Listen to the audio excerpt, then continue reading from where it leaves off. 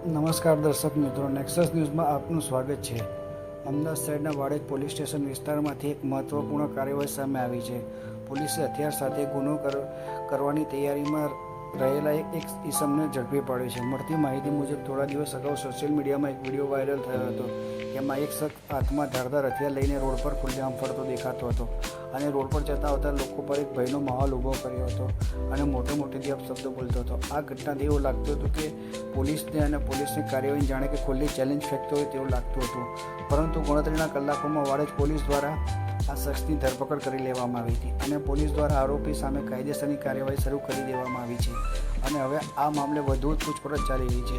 Police આ પણ તપાસી રહી છે કે આરોપી કોઈ મોટી ગુનાહિત પ્રવૃત્તિ સાથે જોડાયેલો છે કે નહીં. શહેરમાં કાયદો અને વ્યવસ્થા જાળવવા માટે પોલીસ સતત સતર્ક છે અને આવી કાર્યવાહીથી ગુનેગારોમાં ભયનો માહોલ સર્જાય છે.